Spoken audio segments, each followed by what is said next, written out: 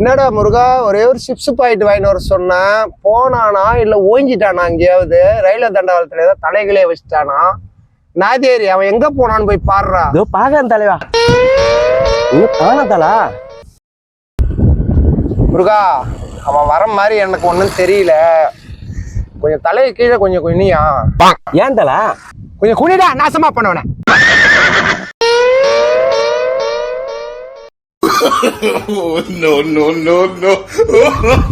அவன் சிப்ஸோட உன் தலை ரொம்ப நாசமா இருக்குடா. தல நம்மள இவ்வளவு வேகம் ஓடிறான். நீ ஒன்னும் பதறாத. நம்ம ஆளு இவ்வளவு வேகமா ஓடியாரான்னா அதுக்கு ஒரு காரணம் இருக்கும். யார் தாலியாவது அடிச்சிருப்பான், இல்ல யார் பாயிட்டாவது அடிச்சிருப்பான். வரட்டும், பாத்துக்கோ. அன்னைக்கு ஒரு பொம்பளை உன்னை மண்டே உடைச்சால. ஆமா, அவ வரா. வரட்டும். அவன் என்ன பண்றான் போல நம்மள?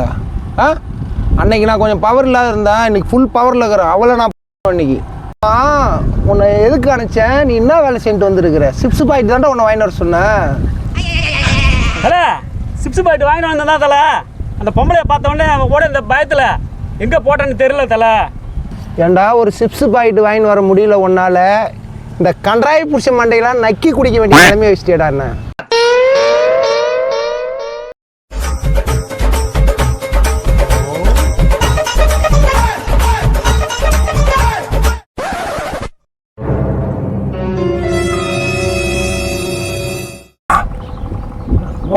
திரும்பி வராளே, பொழக்க போறாளா? வேற பில்டப் வேற கொடுத்துட்டேன். இங்க வேற பள்ளமா இருக்கு, இறங்கி போடுறது கூட இடம் இல்ல.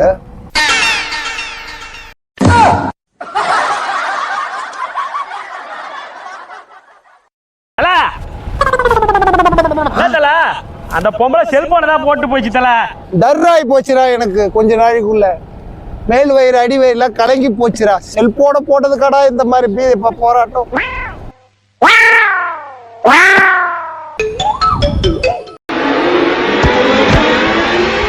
ஆடி வாவி, இந்த செல்போனு கீழே போட்டா எங்களை டர்ராக்கி விட்டு இந்த அளவுக்கு இது பண்ணி நிக்கிற. ஏய் தருமாண்டியா, எங்கடா போன? எங்கடா போனங்க?